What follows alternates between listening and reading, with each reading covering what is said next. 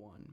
Ladies and gentlemen, I know what you're thinking. I should be at NFL camp right now. Well, I'm holding out this year. I want the Jets to pay me double the money because I always talk about them on my podcast. And so far, I'm making $0. So I need them to double that that would also be a 0. Good afternoon and welcome to the podcast. I'm Nick Drago. Today on the show, we got a lot of baseball stuff to talk about, a lot of games from this weekend, including some folks shaving their mustaches. Is that a thing? It's a thing. And then we're going to talk football because training camp has arrived. We can finally talk about football again, and it's not some boring, stupid off-season stuff. And then, that's about it for that. So stick with us, friends, because sports starts now.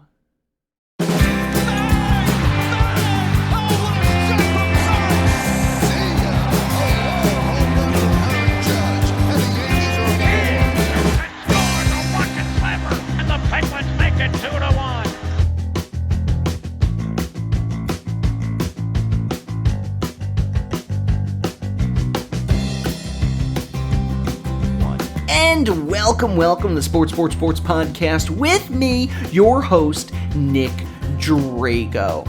If you're new to the program, first off, hey, welcome, guys. We love it. We love new people. Welcome. The point of the show is we want to give you some sports news and information from the previous week while giving you some insight as to what's going to happen in the next week. If you like what you hear, find us on Facebook, Twitter, Soundcloud, and the YouTube. Just type in your search bar, sports with Nick Drago. And you can also email me directly, sports3xpodcast@gmail.com. So, what did I do this weekend? We had a friend come visit from out of town. I did work on Saturdays. Boring!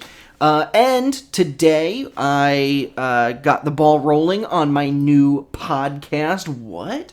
What is this? Yes, myself. It's a joint venture, with myself and my buddy Jamie Grum. We are starting our own podcast. It's called Big Spoon, Little Spoon. It'll be coming very soon. Not spoon. Get it?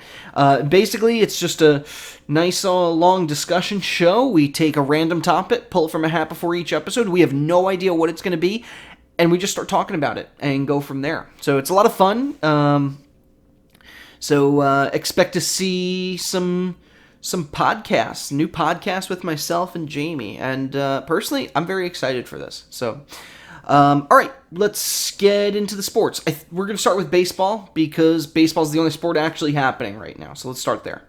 Starting off with the Phillies and the Braves. Good matchup here. Obviously, the Braves are starting to run away with their division, but the Phillies, they had a good week. 3 straight wins, 2 against the Tigers, against the Pirates.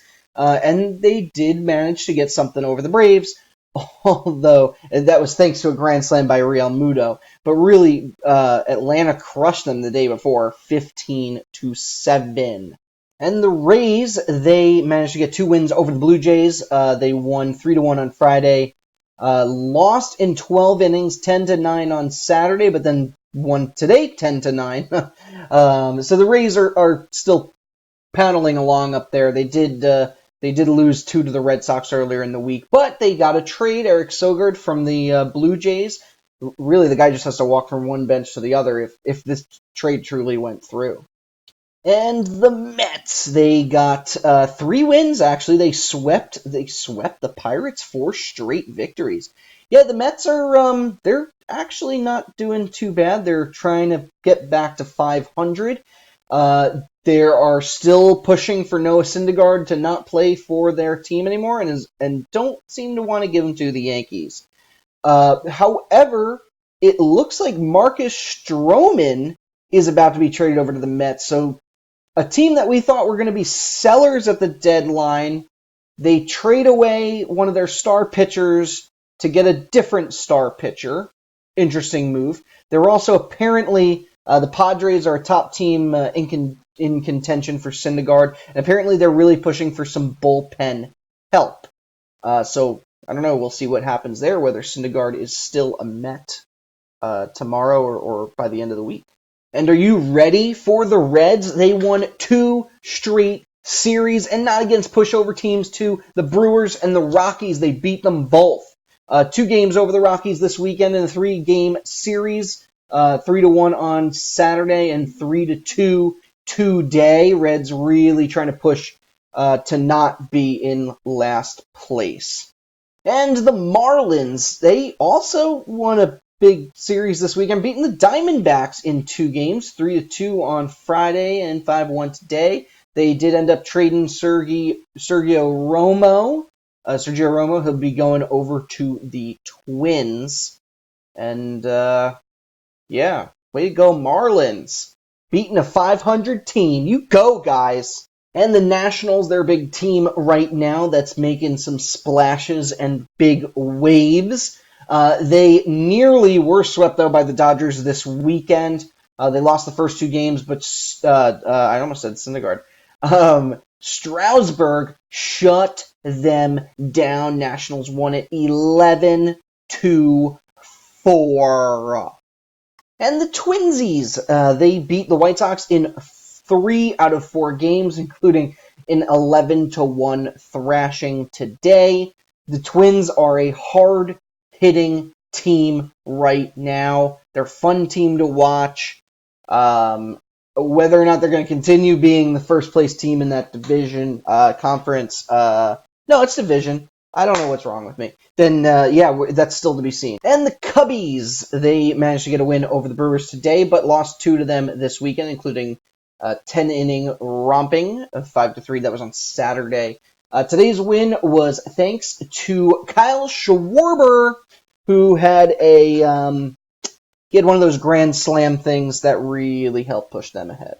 And the Indians are that team that's pushing against the Twins for top place, first place in the AL Central. They won 2 against the Royals, but Kansas City got the best of Trevor Bauer today, and he was pissed. Oh, man, there's some shots of him throwing a literal temper tantrum on the field. And there's talks that he could be traded, although with the Indians pushing forward, well, they might want to hold on to the guy. But the rumor mill seems to have stopped there. I'm not really quite sure why. I mean, I am quite sure why. If you're winning, you're going to want to hold on to the guy. Anyway, the Astros and the Cardinals. Astros won 2 games against the Cards this weekend.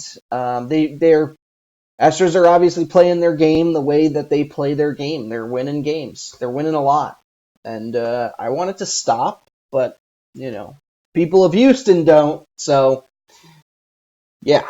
And the Orioles have been getting the best of the Angels this weekend. They've won 3 straight already, including a 16-inning game. That was on Thursday. They won 10-8. Right now, it looks like the 2 are tied 4-4. Angels trying to avoid the sweep, but it's the 8th inning, and anything can happen. Whoops. Uh-oh. Oh my god, where are we? We lost our spot. Nope, it's good. Sorry for those of you watching our video channel on YouTube. The Oakland A's and the Texas Rangers. A's lost 3 straight games, although they had a couple home runs on Saturday to help put them on top 5-4 of the Rangers. And today, it looks like they're winning. It's the top of the 8th. They're ahead 4-2, so they could end up evening this series, even though they lost the first 2 games. And the Giants and Padres. Giants won game 1, bottom of the 8th for this game currently occurring, but it looks like the Giants are ahead 5-4. It could really go either way. You never know. Maybe Machado will hit some nasty home run or something. He doesn't really seem to be doing a lot this year. He's kind of vanished from the spotlight, I feel like, being in San Diego, and so I don't ever hear about the guy anymore. I'm sure he's doing fine. I'm sure he's doing just fine. Mariners and Tigers, another close one right now. Bottom of the 9th, 2-2. Ooh, baby, we could see a walk-off. Mariners did win 8-1, and Mariners won the first 3 of this series. 10-2 Thursday, 3-2 Friday, 8-1 Saturday. Oh my goodness, what day of the week it is? Monday Day? Who knows? Sorry, I'm losing it here. So yeah, that was that. And of course, the series that I really didn't want to talk about, the Red Sox. They went ham this weekend. They won 19-3 over the Yankees on Thursday, 10-5 on Friday, and they won 9-5 Saturday. Game 4 is coming tonight. They've already won this series. Hopefully the Yankees pull something together, or they are in real danger of losing their spot in the standings. Which, why don't we just get right into them? So as you can see, looking at the Central first, the Twins are on top. They're only ahead by 2 games, though. They're 5-5 in their last 10. Indians have had a chance to really push themselves up there. They're also, though, they're the number 1 wildcard team. They're ahead by 3.5 games for that wildcard slot. So the Indians are looking like they're in a good position right now. And then you have the White Sox, Royals, Tigers, who are all basically out of it. Moving into the East, Red Sox and Rays are both 8 games behind the Yankees. Both of them are also tied for the second wild card slot, so that could go either way as well. Blue Jays are behind them. The Orioles, Yankees are on top by those 8 games, although they're 5-5 in their last 10. And, they'd have to lose a little bit more, and the Red Sox would have to win a little bit more, but it's that gap is starting to close, and they better unclose it. And then looking at the West here, as we look at some of the Western teams, Astros are on top of this division by 8.5 games. The Athletics, though, they are also tied for a wild card slot.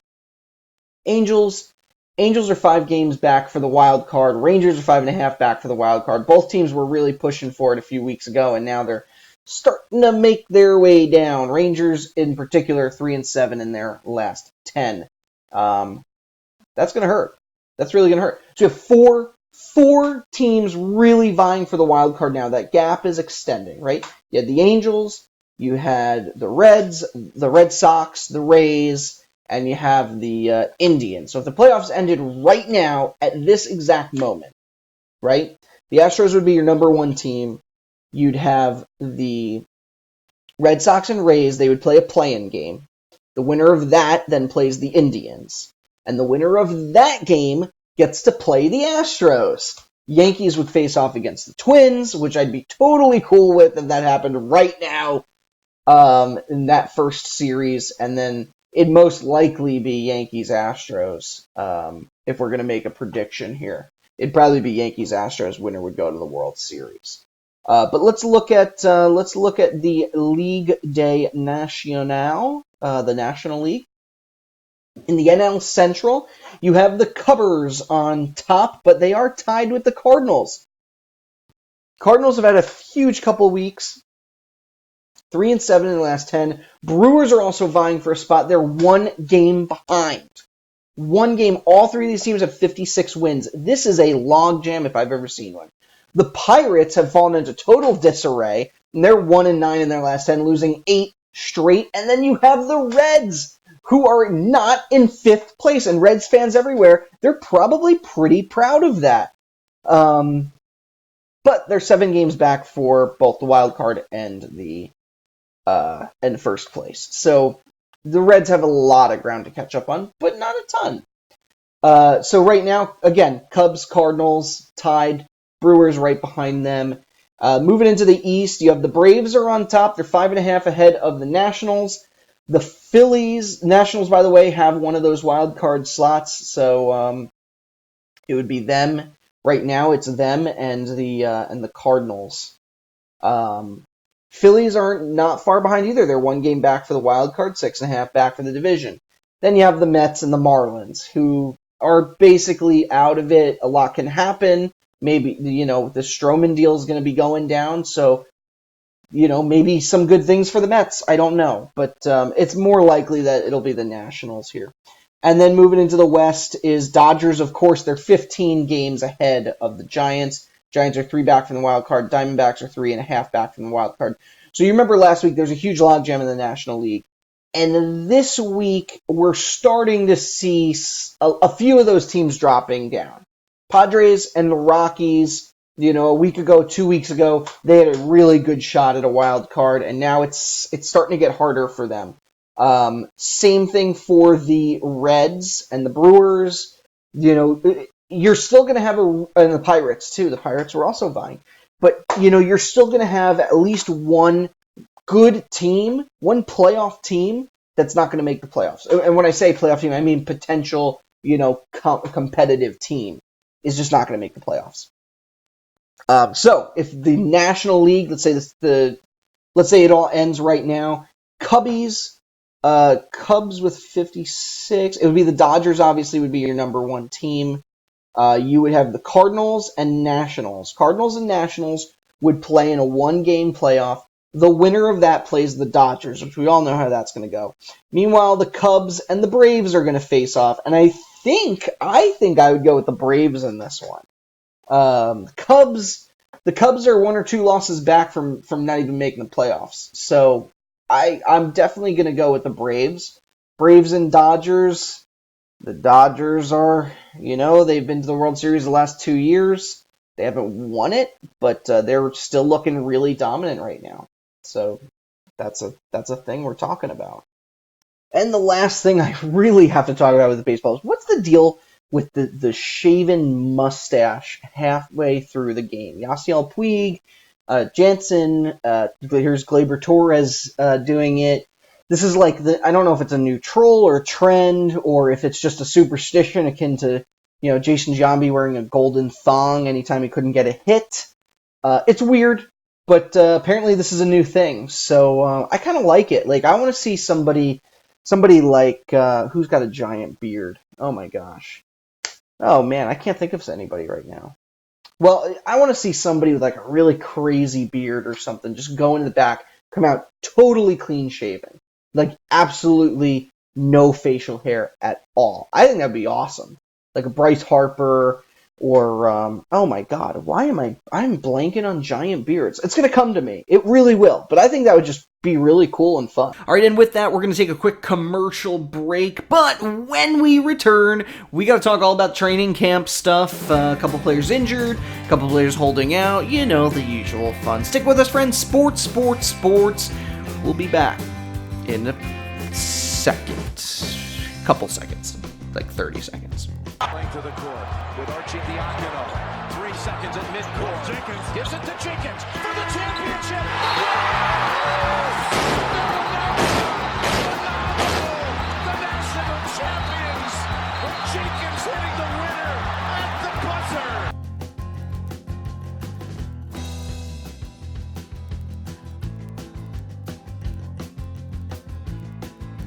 Hey everybody, it is Jamie Grum here. I am just trying to introduce you to a new podcast that I will be in with my friend Nick Drago.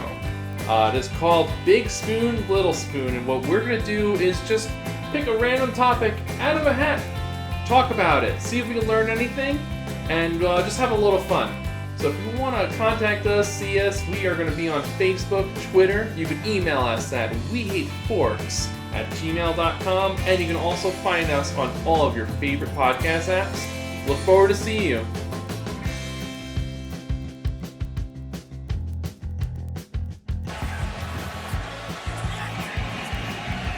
Crowd silent now, as opposed to when the Saints have the ball. Oh, look at this run! What a run! Marshawn Lynch still on his feet. Has blockers now. He's dancing his way to the top. And welcome back, friends. Everyone in the football world was excited this week when football returned. The teams have officially gone back to training camp, and that's just some exciting stuff all around. A lot of big stories, the biggest being of course, the holdouts. We have 5 holdout players, right? You have Trent Williams. Trent Williams from Washington is demanding he be traded. This has nothing to do with finances. He had a recent growth removed. He was really unhappy with how Washington's medical staff handled it, and he's really upset and just wants to be traded already. So he has not shown up to camp for that reason. So he'll probably end up getting traded. Yannick Ngakoue. The guy had 29 sacks, I think, last season. Which, let me see here. Where's my notes? 25 and a half sacks on average. Yeah, 25 and a half sacks in 3 seasons. And he's a huge part of the Jaguars defense. He really is. I think they're going to give him some money. I don't know if it'll be as much as he's looking for, but I guess he's holding out, so he's probably going to get what he wants. Melvin Gordon's the other one who is looking for a little extra. He's had a few injuries last year. He had the MCL, and the Chargers have some decent backups. So, they're going to give him. Obviously, they're going to give him the money because it's important they get him on the field. If they want the same success from last year, the Super Bowl dreams, all of that, they're going to need Melvin Gordon out there. But I don't know. I think the last I saw, they were about $2 or $3 million off, so they're still negotiating. They got to come up a little. He's got to come down a little, and they'll go from there. The 2 big names, Michael Thomas. This guy's going to get whatever he wants. He has been such a huge factor for New Orleans that they should just roll out the red carpet for him already. Is he going to get the highest running back contract ever? Probably not. If anybody has the chance of that, it's Ezekiel Elliott, who's their number 1 holdout. But Michael Thomas, he's definitely going to get a signing. So Zeke is our number 1, right? Very similar situation to Todd Gurley was last season. Listen, he's one of the best in the game. I consider him among the elite running backs. Gurley, we'll see about the knee thing. Barkley, if Barkley takes another big jump this year for the Giants, you could be looking at another major running back there.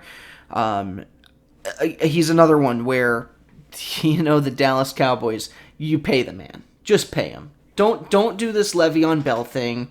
Don't, just sit on the sidelines and wait to be traded. Just pay the guy what he's owed. Because then, you know what? And this is for Zeke, too. Listen, if they're not going to come after you, just sign. Just sign something. I mean, for real. Look at the Le'Veon Bell. You're going to end up on a crappy team, totally out of shape. I'm just kidding. I can't wait to see Le'Veon play for the Jets. I cannot wait. Speaking of out of shape, Robert Nkemdiche for the Arizona Cardinals showed up. He's the defensive end for the Cardinals. He showed up hilariously out of shape for training camp, and Cliff Kingsbury, he is not going to stand for something like that. Sent him home. So, yeah, sorry, bro. You got cut, and you're done. Tyreek Hill apparently punched his 3-year-old. It's not what you think. They were just play boxing. But apparently, I guess the story was going to break at some point. He must have been boxing a little bit too hard, and this became a whole domestic issue. So I think he was just clearing his name before the you-know-what hit the fan. Bengals fans. A.J. Green carted off the field with a ankle injury at training camp. I don't think we've heard anything on this since then. Oh, yeah, here we go. 6 to 8 weeks torn ligaments in the ankle. So it sounds to me like he has a little bit more than your typical grade 1 strain. So for those of you who don't know, I'm a physical therapist. I see this stuff all the time. So I'm going to put on my doctor hat here. Here we go. Yeah. Perfect. So what we're looking at, 6 to 8 weeks is the amount of time it takes for typical tissue healing. So if it is a sprain, my guess is that it's not a simple one. It's not something that requires surgery. But we would call this like a grade 2. It could be a grade 1 too, and they're just saying, you know what, just shut it down. I would imagine it's a little bit more intense than a grade 1, though. Because if it was a 3, they'd probably just want to do surgery. But 6 to 8 weeks, that's how much time it typically takes for soft tissue to heal. Soft tissue being ligaments, tendons, muscles, things like that.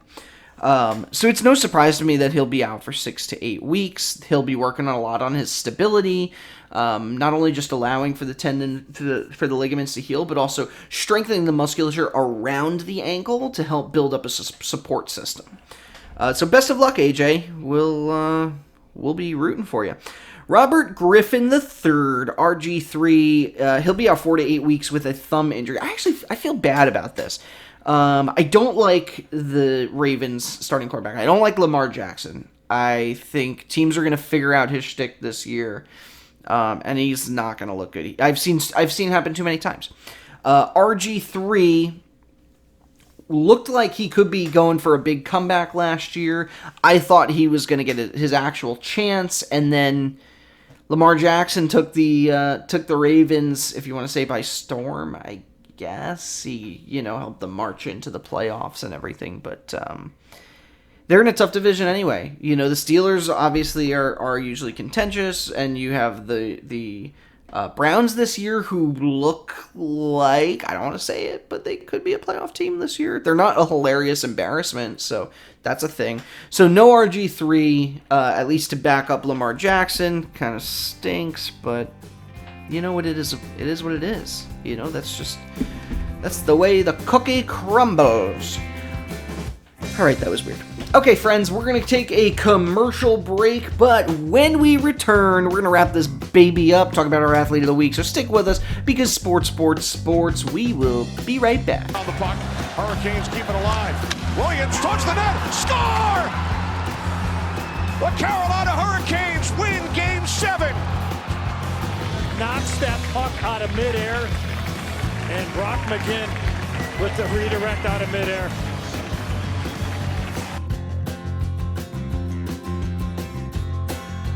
Has this ever happened to you? You're out late, maybe you're having a little bit of fun, maybe there's a cute girl over there, and you look down and you realize, I forgot to wear my pants today. It happens to me all the time, I swear. Well, do I have the product for you? It's Pants App. It's an app that you press a button and somebody comes by with pants. Just delivers them right to you. He'll even help you put them on for a little additional fee. And his tip is really just zipping up the pants yourself, so you don't even have to tip the guy. Okay, that's a really bad idea. But you know what would be a better one? Your own idea. If you have something you want to advertise on our show, please email me, sports3xpodcast@gmail.com. We're always looking for some folks who want to promote their business. So again, sports3xpodcast@gmail.com. Here's the 0-1. This is going to be a tough play. Bryant, the Cubs, with the long series. Bryant makes the play. It's over. And the Cubs have finally won. Well, ladies and gentlemen, we had a lot of laughs and a lot of fun today, didn't we? Oh, wait, I still gotta do my Athlete of the Week. Never mind. All right, this week's athlete is, David Ortiz. Listen, I despise the Red Sox, but you know, the guy was just released this week from Mass General, recovering from near fatal shooting in the Dominican Republic, which was about 6 weeks ago, I think, at this point. So we are happy for Ortiz, even if we don't like the team he once represented. We're happy for him in the fact that he was finally released from the hospital, and I hope he's doing well. So for that, he is this week's Athlete of the Week. Still hate the Red Sox, though. Just saying.